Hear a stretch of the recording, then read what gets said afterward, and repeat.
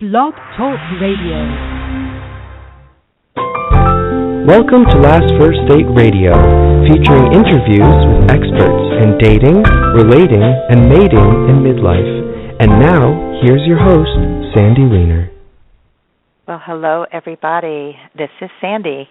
I am the founder of LastFirstDate.com, and I'm the dating and relationship coach for women over 40 who are ready to attract and sustain a lasting, loving, healthy relationship.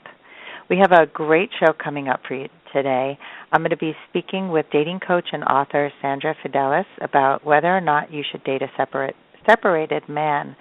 And we'll be talking about lots of different issues that come up around dating after divorce, dating people who are separated, and pretty much anything else related to dating that we're just going to talk about. So I look forward to interviewing Sandra in a few minutes.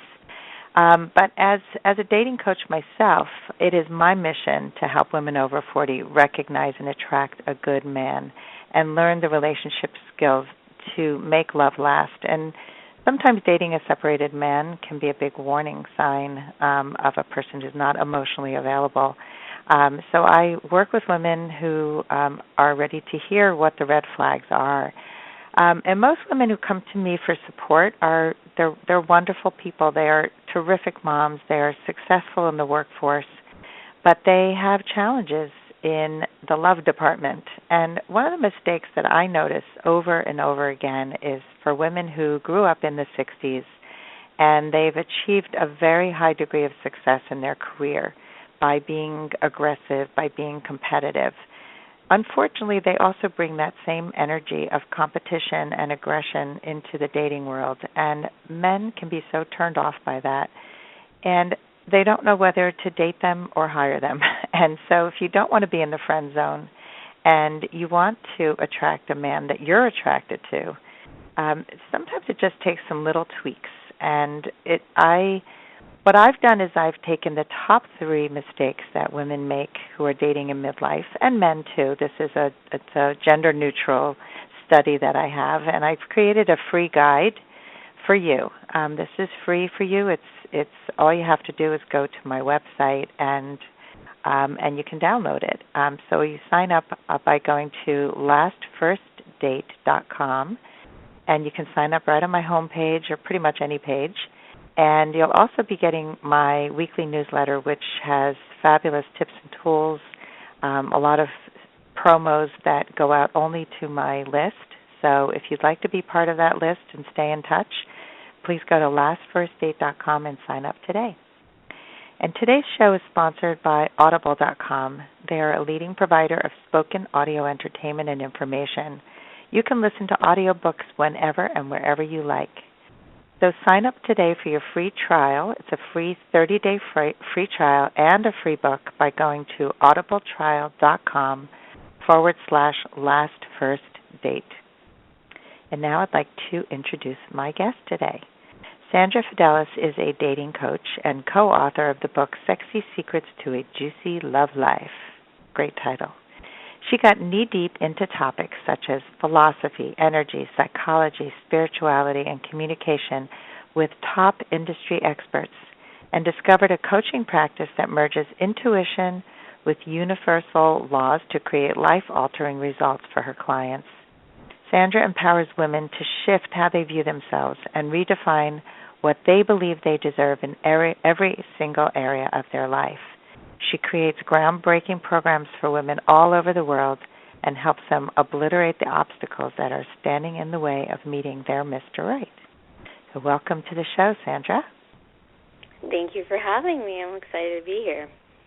I'm excited to have you, and it seems like we have a very similar approach in helping women really shift from the inside out so that they can attract a love into their life. Absolutely. That's where it all begins, right? Shifting internally. Mm-hmm. Yeah. So what led you to choose this career as a coach for women looking to find their Mr. Right? Well, I was working in corporate like many of us, and was just very unsatisfied with it. And had a breakup, this really ugly breakup that made me really take a look in the mirror and go, you're always at the scene of the crime in these relationships that are not fulfilling. So what is it that you really need to shift about yourself, and what do you need to learn about relationships and about men and about what you want to attract in order for you to have something different? And, through my own personal development and growth, I was led into this world of personal development, and now I share what I learned to help women meet the right guy for them. That's great. So it was spurred by two things. One, your unhappiness in the corporate world, and two, an ugly breakup, which is good motivation for self-reflection. And yes, I think a lot of people would go in the opposite direction, though. They'd just be man-bashing and just saying it's all their fault. And I give you a lot of credit for looking within, because that is so crucial in making change. And I did that. I did that for a while, and it didn't work. Mm-hmm. The man-bashing and the blaming men and making it all their fault. That, I think that's one of the reasons I was in the situation I was in, attracting the type of people I was. And once I stopped and took a look in the mirror and really looked at, I'm choosing these relationships for myself. And what is it that is consciously or unconsciously responsible for that? So once I figured that out, then things began to change. And I started to attract a different caliber of man. So, it began with me really taking a look at myself and the choices I was making, and really doing a lot of deep introspective work to figure out what I wanted and why I was choosing these relationships that didn't make me happy. Mm-hmm. So what kind of personal work did you do?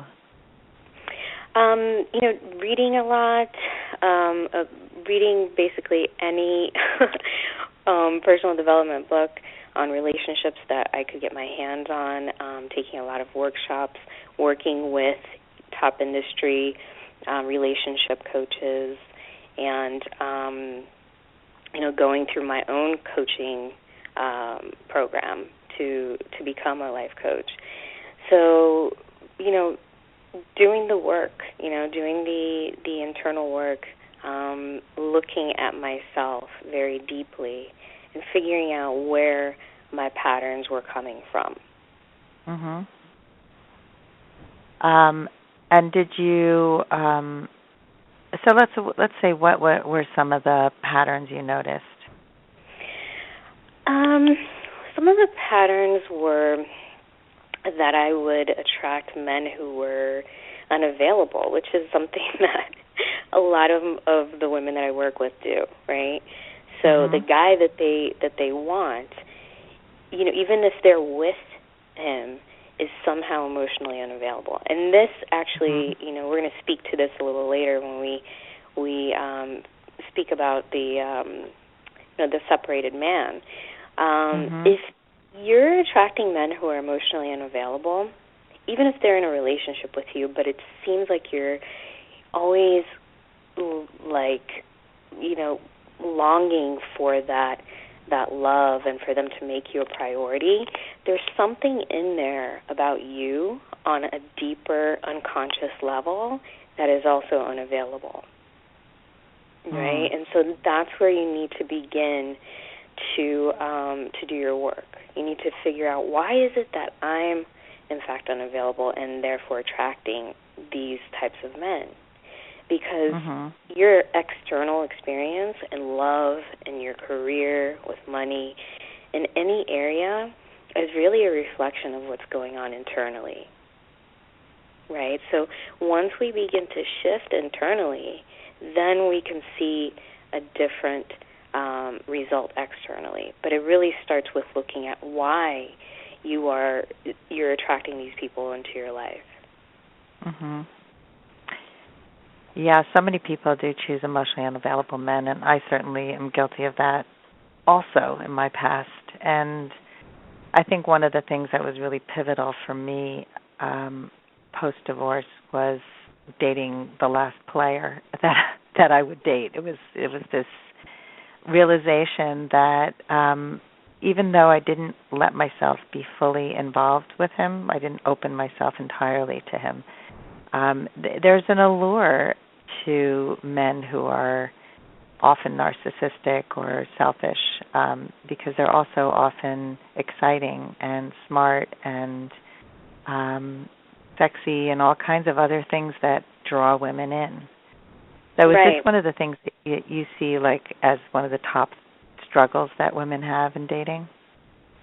Absolutely, yeah. One of the top struggles I see is that the guy that they really want really isn't that interested, and yet the guy that's ready to go there with them, to have an intimate relationship, they're not interested in that guy, right? The one that's able to give them the relationship that they want. They're not interested.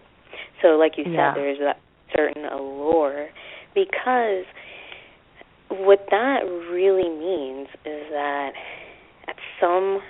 on some level, and it's usually at an unconscious level, because if you were conscious of it, it wouldn't be an issue. On an unconscious level, there's a fear of intimacy, and there's a fear of being in a relationship, whether that be, losing your freedom.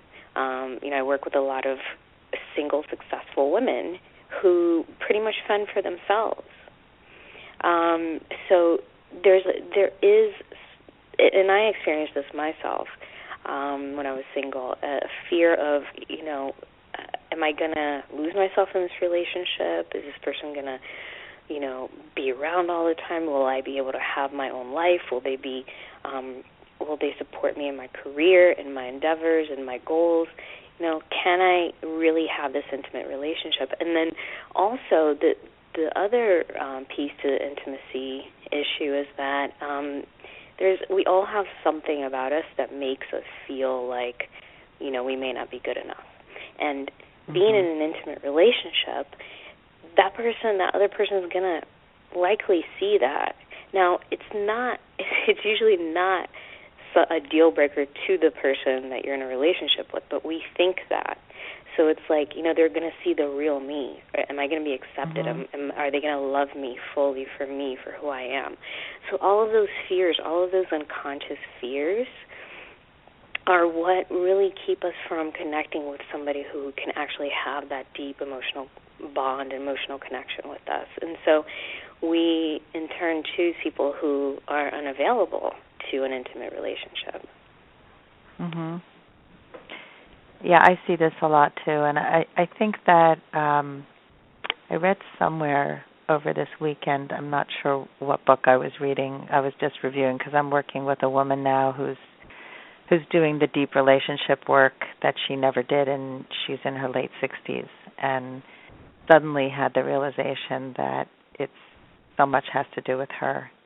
And it's wonderful that she's woken up to this, and it's great that she's open to doing the work. So one of the things I was reading is about the difference between the wanting or longing for somebody and the actual being in relationship. And a lot of people, especially women, really like that stage of longing or wanting. That's when attraction is really the highest. And when they actually have the relationship, some of the attraction wanes. And it's almost like, once you get what you want, it's no longer attractive. Have you had that experience? Yeah, absolutely. Yeah. And, that is, I think, can be traced back to that emotional unavailability within ourselves as well, right? Because you're craving the idea of love. You're craving the idea of being in a relationship with somebody, but the actual experience of it may still be scary, may still be give you a feeling of feeling trapped. And so I can totally see what you're saying. I can see where it's more alluring to actually long for the relationship and have to sort of fight for it. Once you have it, it's like, I'm not interested anymore. Yeah. So, yeah, it's interesting how people block love from coming in. And I think also there's this whole idea of what is love. So that's a whole other issue of the fairy tale of love and the romance of love and the Hollywood version of love. And it's pretty hard to define, what is love really. So what would you say is love? That's a big question. Ooh, I wasn't ready for that question. That's a really deep question. I think love is, it's selfless, and I think that true love is rare. To be in a relationship with somebody where they want the best for you and they root for you, and even if it means that they they're not always being put first, or there's something where they see like, okay, this may be a threat to the relationship, but I want you to be happy, and I want you to to express yourself fully in this life. I think that's what love is. I feel like I've been doing a lot of interviews lately, and I've been talking about how this industry portrays soulmate love, and I really have an issue with it, because what's being kind of sold in this industry is that once you find your soulmate, you're not going to have any issues. And really, that's just the beginning of you becoming conscious of your shadow, of you becoming conscious of where you still need to improve as a person. And that person coming into your life is going to be a reflection of that. They're going to be a mirror for you. So, attracting the right partner is really just the beginning of the journey, right? It doesn't mean that everything's going to be perfect all the time. Well, that's for sure. And I think something else about soulmates is, well, first of all, I totally agree. Relationships need to be nurtured, and I made the analogy recently in a blog post that it's not like a crock pot where you fix it and forget it. It's like you need to tend it. It's not just having all the right ingredients and you throw them in a pot in the slow cooker and you just walk away. It's like a garden, and you can't neglect people. You have children, you don't neglect them after they're born. You keep nurturing them. And so I agree with that. I just want to speak to the idea of soulmates in general, because my tagline on my website used to be from first date to soulmate, because it rhymed, and it rhymed with last first date, and it was like, oh, that's cute. But I didn't like the idea of soulmate anymore, and I don't think I believe in. I certainly don't believe that you have one person in your life that is your true soulmate. Because if you believe that, and you believe that you had already met that person, and you divorced that person, or that person died, or that person's no longer in your life, that doesn't mean that's the end of the journey. And there are so many people that you could connect with on a very deep level. And I think a lot of people go into dating with this idea that there's one.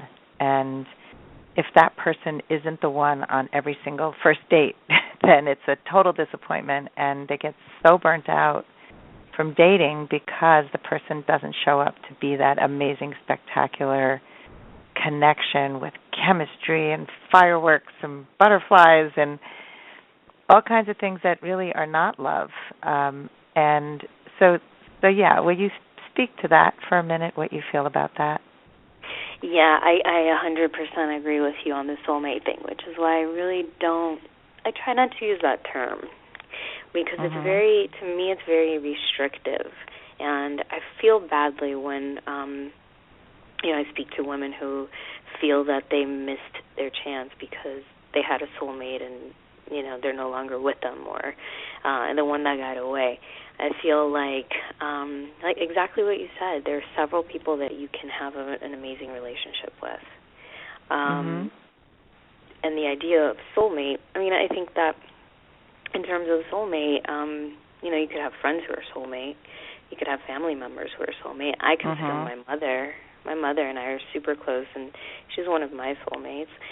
But it doesn't necessarily mean that your love soulmate is the one person for you, and if that doesn't work, then you're doomed to not have a great love life.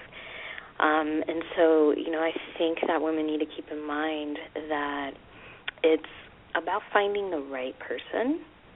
And there are several things that you really need to keep in mind before you do that. First is it's the internal work that we were talking about.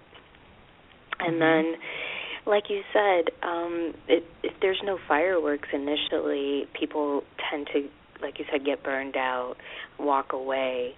Fireworks can be a little bit, actually not a great thing in the beginning. Because what fireworks mean are that you have this strong chemical reaction towards this person, right? And this chemical reaction that's happening in your brain is actually, it's comparable to a drug, right? You're releasing dopamine and other hormones that they're really comparable to a chemical reaction. So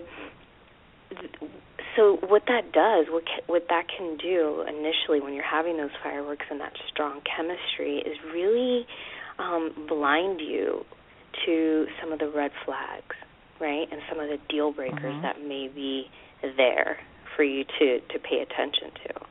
So I think that, through guidance, through really doing some deep work and keeping in mind what you really want, who you really want to connect with, and understanding that just because there's no chemistry on your first date, or just because there is crazy chemistry, it doesn't mean anything, and that you really need to take your time to figure out whether or not this is the person that is going to to be the person that is right for you. And that takes time. It takes more than one date.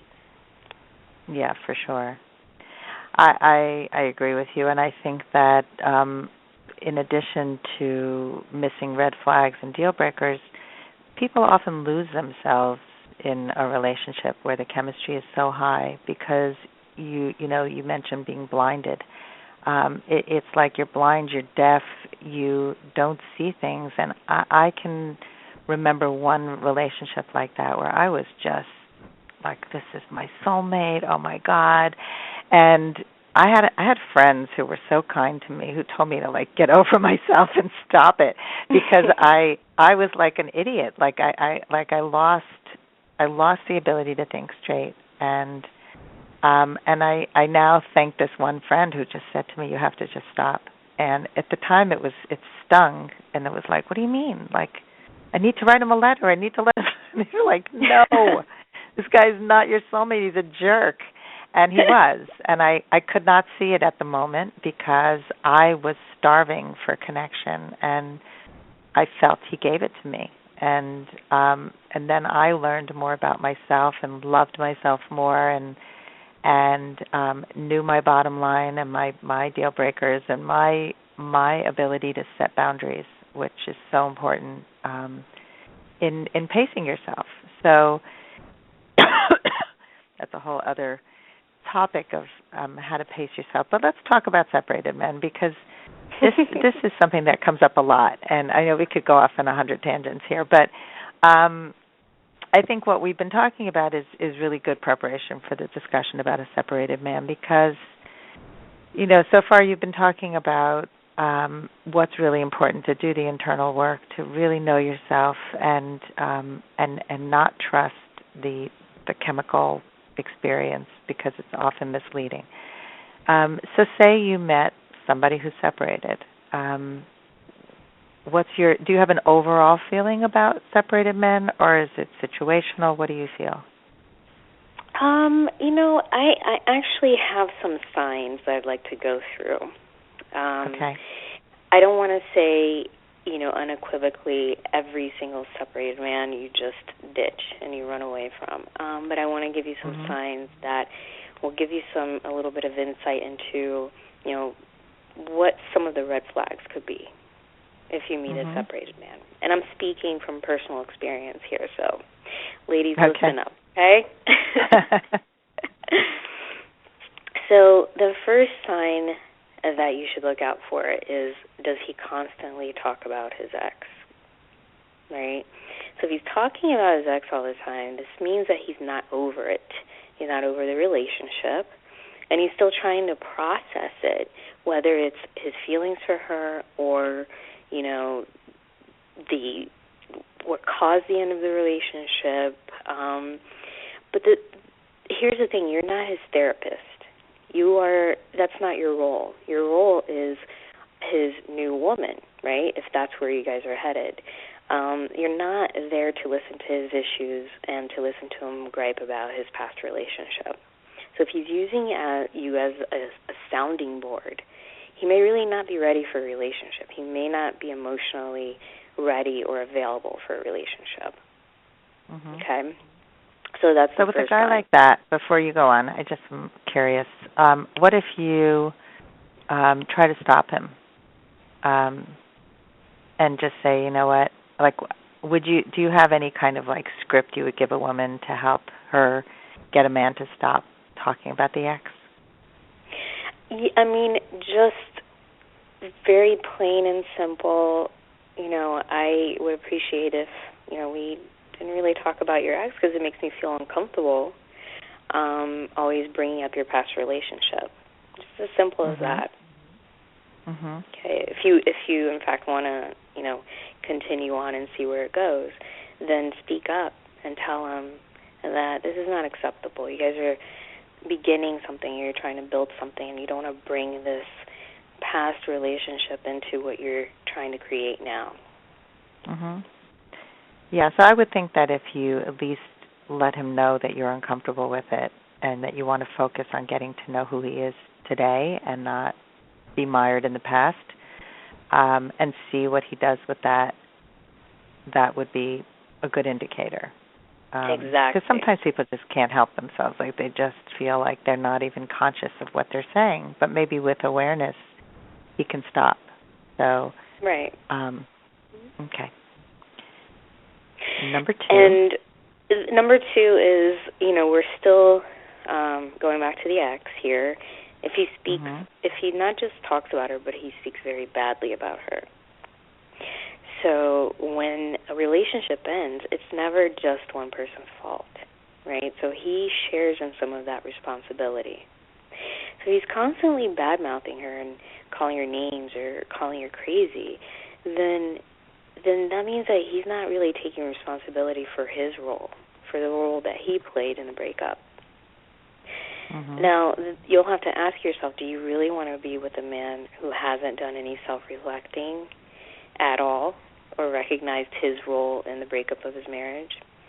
Because more than likely, if he's that type of guy who blames others and never takes responsibility for his actions, then why would you expect him to behave any differently with you?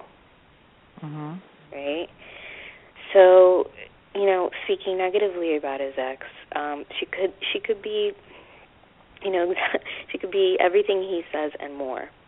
But if he's really over that and he's really healed that, then there's really no reason for him to be bad-mouthing her. Yeah, I agree with you. And I think taking responsibility for your actions in life is one of the key cornerstones to a healthy relationship.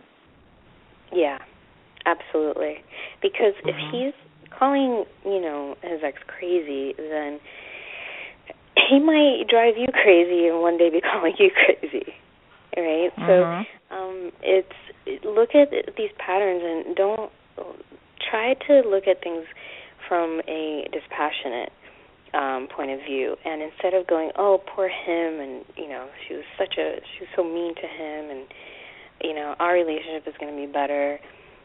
Put yourself in that relationship. Put yourself in her shoes, right? That could be you, right? If this is how he behaves, this is how he does everything. This is how he behaves in relationships, period. Yeah. So the third sign that I want women to really pay attention to, and in dating a divorced guy, separated guy, he's really not divorced yet, right? So why is he dating if he's not divorced yet? So ask yourself that. Why is he dating if he's not yet divorced? And the answer to that, to me, is really because he wants to have his cake and he wants to eat it too. Because let me just give you an example. I have a close friend who recently ended a 17-year relationship with a man because he wouldn't divorce his wife. He was separated for almost 20 years, but he wouldn't get a divorce. So what was the benefit to him to not divorce this woman for 17 years, right? Because my friend was there. She was living with him, and they were, pretty much living as a married couple, but he didn't have to divorce the ex for whatever his reason was, which was not clear. But it was easy for him because he could do that. It was convenient for him, right? So, yeah. Different people have different reasons for not divorcing right away. I had a friend who took him 7 or 10 years to get divorced, and the main reason he stayed married to his wife was that he didn't want her to move away from the neighborhood, and because it would have been problematic for him as a co-parent. And he knew that as soon as he said you're free to go, she would have just moved far away, and it would have been really very divisive. And that was his reason. I mean, there are divorce agreements that say they stipulate how far away you can live from each other, but he felt that, and so he did that, and he's finally divorced. But for a long time, he was dating as a separated man. I know someone who married a guy who was divorced twice. He was separated because he wasn't in a hurry to get divorced because he didn't think he'd ever get remarried. And as soon as he met her, he fell in love and he married her. So that was his motivation to divorce. So it doesn't always mean that, that he's just playing the field or he's never going to get divorced or, there's lots of reasons. So I think it's important to know why. When you said there was no clarity, then that's a different story. And if a person can't be clear. Right. In a perfect world, you would wait to start a relationship with a man once his divorce is final. But it doesn't always happen that way.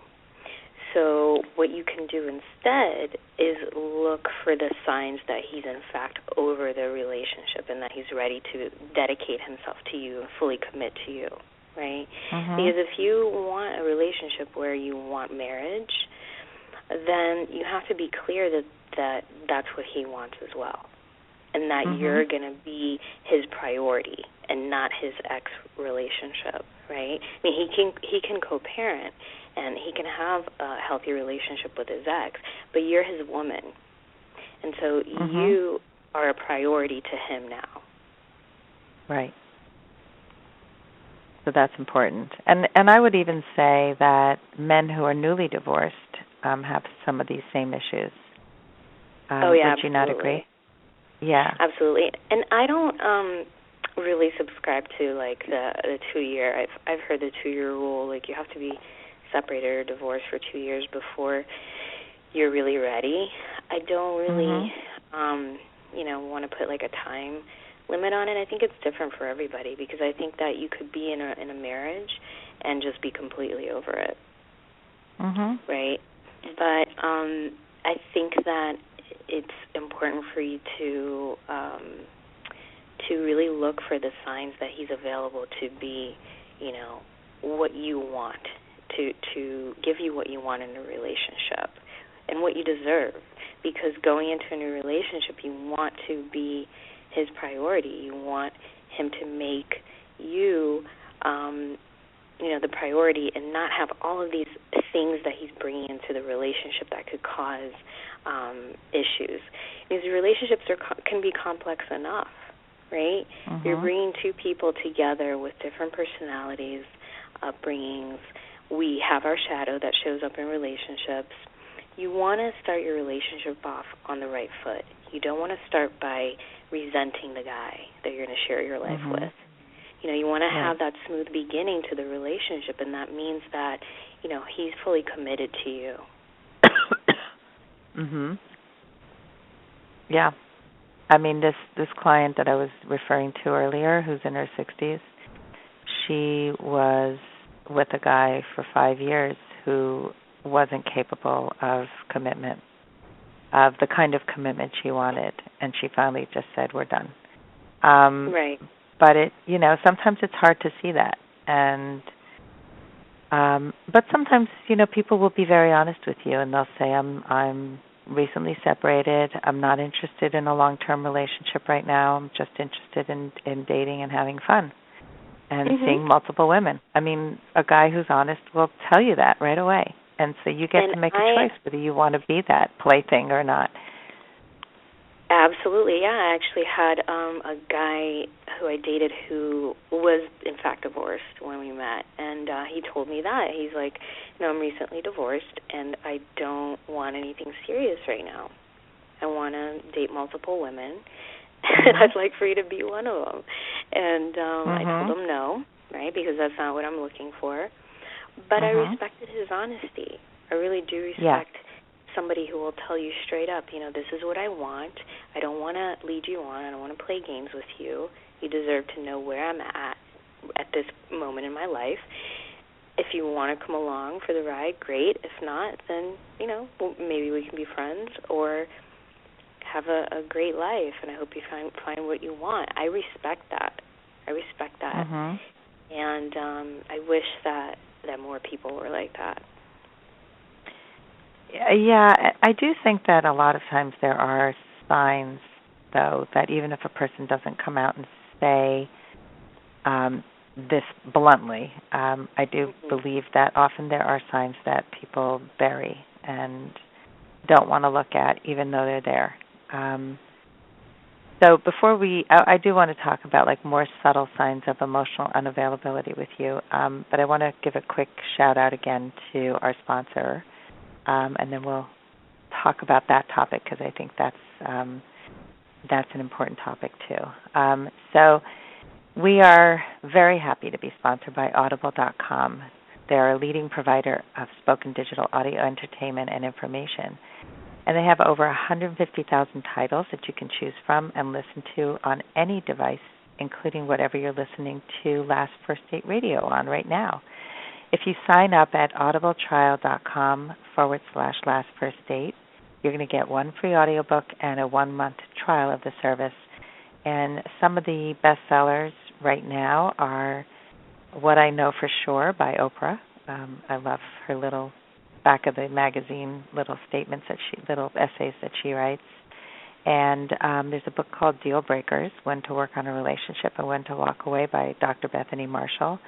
One of my clients found that to be really helpful. She listened to that on Audible.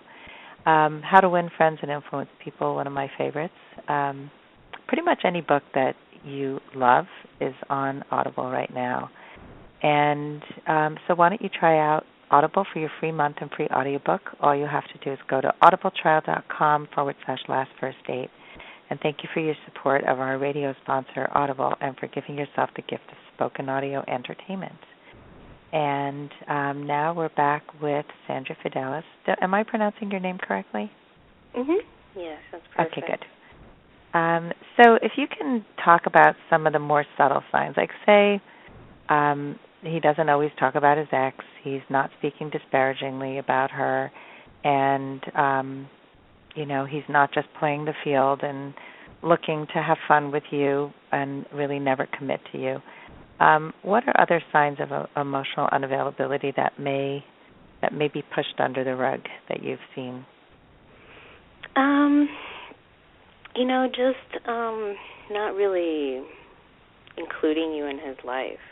If he wants to have you in his life and he wants to make you a part of it, then you're probably going to meet his friends and be involved in activities that are related to his work, or at some point meet his family. If he's kind of keeping the relationship on the DL, so to speak, on the download, he's not bringing you into his life, making you a part of his life, then he's probably looking at you as somebody that he's not, going to have a future with. Mhm. Yeah, so, that's true. Right. Other subtle signs of emotional unavailability. You can feel it when somebody's not talking about, what they want in the future. Like, for example, if he just got out of a relationship and it was, there was relationship drama, if he's healing from that, and he's really, he's going through the process of healing, and he's not talking about wanting to be in a deeply committed relationship in the near future. He maybe says, I don't ever want to get married again. There's maybe some subtle signs that he's unavailable for the level of commitment that maybe you're ready for. Mhm. Yeah. Any other signs that you can think of? Definitely, if he has children and it's been a while since you guys have been dating, and he just refuses to ever let you meet his children, then that's probably a sign that he doesn't really want to include you in his life. If it's you're dating a year and he keeps you, that part of your life, part of his life separate, then he may not be seeing you as a potential partner, long-term partner. Mm-hmm. Right. So in terms of kids and meeting kids, do you have any kind of, not I would say principle, not a rule, but when do you think it's a good idea to introduce kids? I think it's a good idea to introduce kids when you know that, you guys are really committed to each other, right? Because children can get attached, and you don't want to go there with involving a child if you don't feel like this is really going to be something that's going to be long term.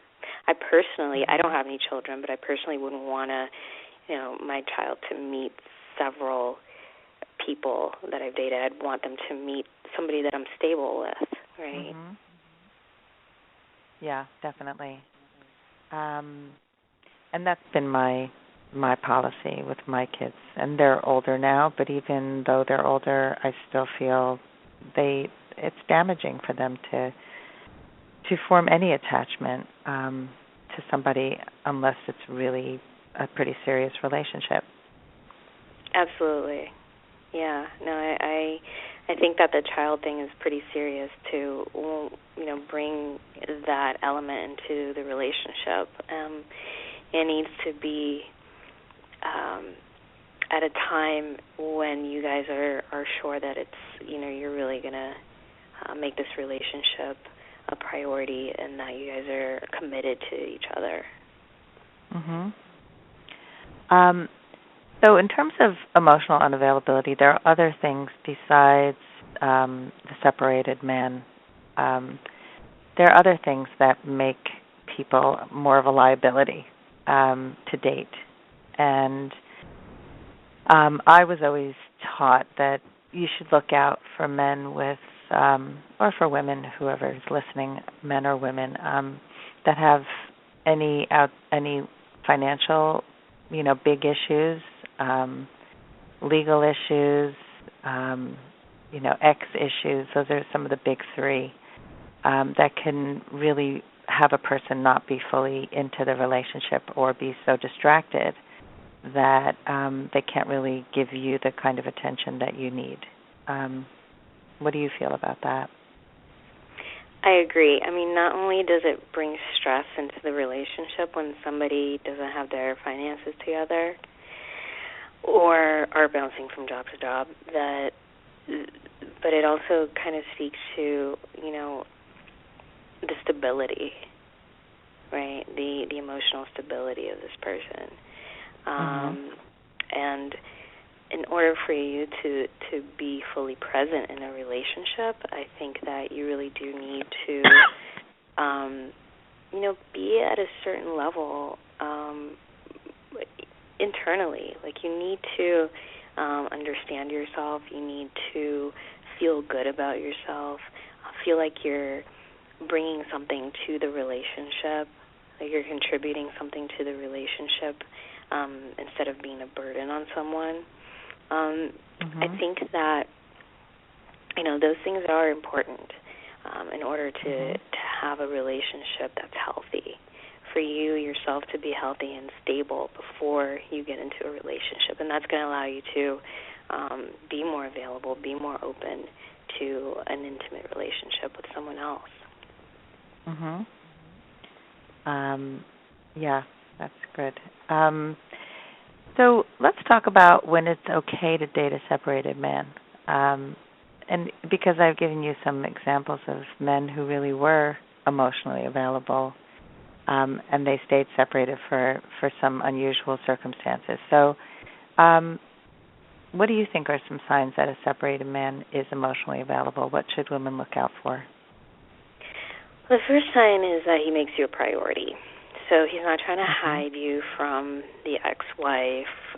He's not trying to hide you from anybody in his life. You're his woman, and you're his priority, right? He makes your feelings a priority.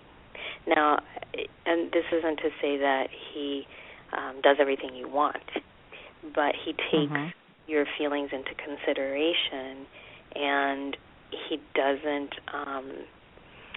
for example, he doesn't make his ex a priority over you. Okay, emotionally. Okay, so you're definitely a priority in his life, and you know this, and you feel it.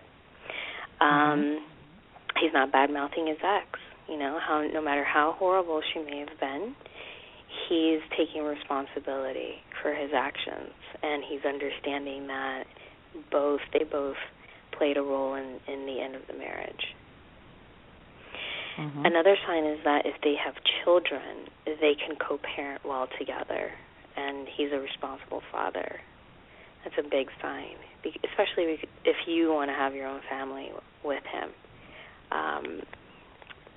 If they're able to co-parent in a healthy manner, and that can be challenging, but if they have a relationship where they can at least be civil with one another and their children involved, that's a good sign that it's going to be easier for you. You're not going to have to deal with as much drama from this past relationship that he's bringing into this new relationship. Yeah, I want to speak to that for a minute, because co-parenting is one of the most challenging things I think that exists. And you said you don't have children, and so my own experience and the experience I've really seen from other people who have tried to co-parent is that while it's an ideal and one person may really prioritize their kids and make them the most important people in their lives, you have to both be on the same page, and it's often really, really challenging to do that. One of the reasons people get divorced is often has to do with child rearing differences, And so that doesn't always change. It's usually still the same. So I think the second part of what you said is more important. I would say if he makes an effort to co-parent well, and he's a good father, at the bottom line being that he cares about his kids and he is a good dad. That's the only thing you can really measure. Mhm. Right. So basically, it is a challenging thing to do, co-parenting. Mm-hmm. My boyfriend, he has a child, and I see, how challenging it can be. Mm-hmm. But I think that you can get to a point in your relationship with your ex where it's civil, and you guys are really placing the child above any drama that you had in the past. And I've seen that it's really possible. So that's something that I think that women should look for. It's for a man who's able to do that and be a responsible father as well. Okay, great. So any other signs that he is emotionally available? Listen to the things he says. Men, especially in the beginning, they're gonna show you, and they're gonna tell you exactly where they're going and where they intend to go with the relationship. If he says that he, sees himself getting married again one day or having more children, if his goals match yours, then great. But if he's being very honest with you, and like we were speaking about before, and his goals don't match the life that you would like to create, pay attention to that. He'll make he'll make it known. He'll make what his idea for the future is. He'll make that known. And I think people reveal themselves pretty early on, and I think women often don't pay attention to those first conversations when your emotions are not yet involved, which is the best time to really hear what the person is saying. And don't just go on wishful thinking and hope that somehow you'll be so amazing he's going to change his mind and somehow be available. And while that does happen, sometimes it's not something to hope for if the person has made it pretty clear that that's not what they're looking for. What do you think about that? Yeah. I agree with that 100%. I think that there are too many, there are too many other options for you to want to make somebody change their mind about what they would like to create with you. You do have an abundance of people from which to choose, and there are great men out there. So for you to want to force a situation with someone who doesn't want what you want, I think it's, you're shortchanging yourself. Yeah. So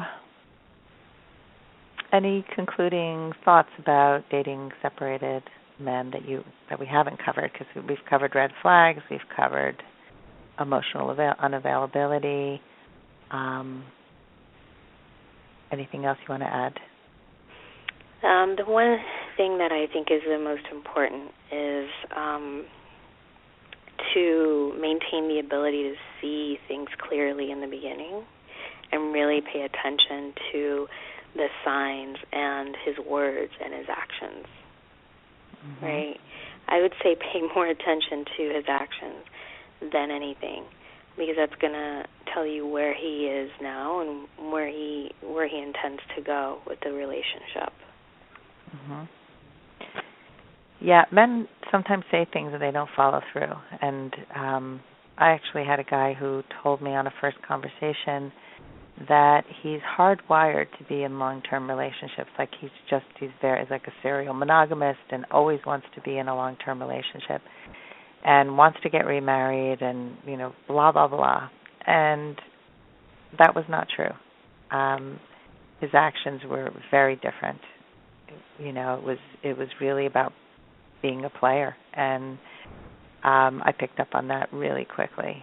And it's so, you know, it's nice to hear those words, but see if the actions follow through on the words that he says.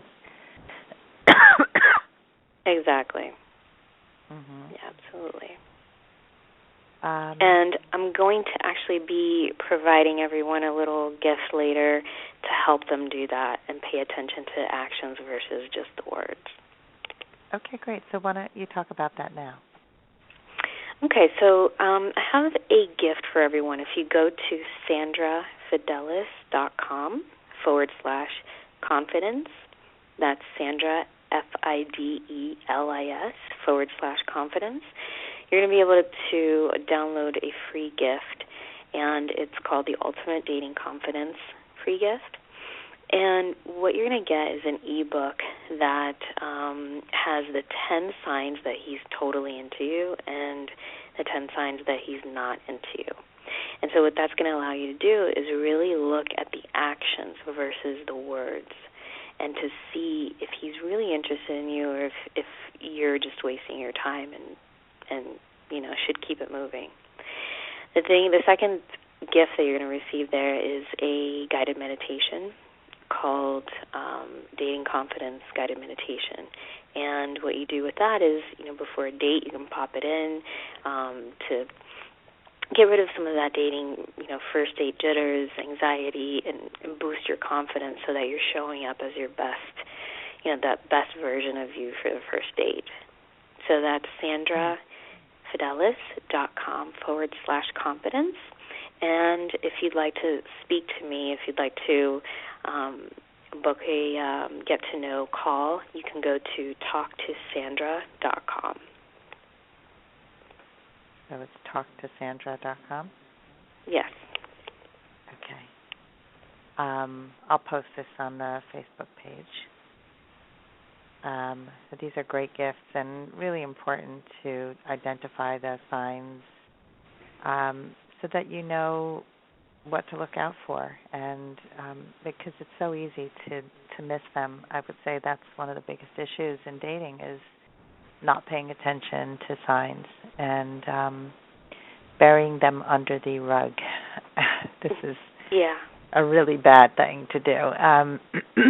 And I love guided meditations. I have trouble sitting and meditating, but guided meditations really help me, and I think a lot of people are much more comfortable with something that guides you through a process, because really getting connected to your highest self, your confident self, is so key to making your best impressions on a date, to showing up with your best self instead of your nervous, I'm not good enough self, which is very common.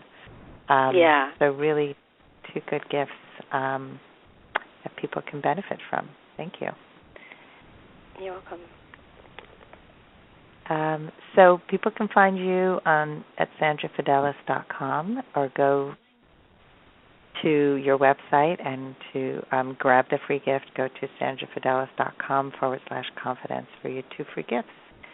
Well, thank you so much for being on the show today, Sandra, and this was really informative, and hopefully you've helped a few people to make better choices in who they date and how they date, so we can help more people fall in love with the right people. Absolutely. It was a pleasure, and this is the first time I've spoken on this topic, and it's something that I've actually been wanting to speak on. So I hope that you guys got some good information, and you're able to make good decisions when you meet a guy, if and when you meet a guy who's separated. Great. Well, thank you, and I thank you, everybody, for listening in today, and I hope you all go on your last first date very soon. Have a great day.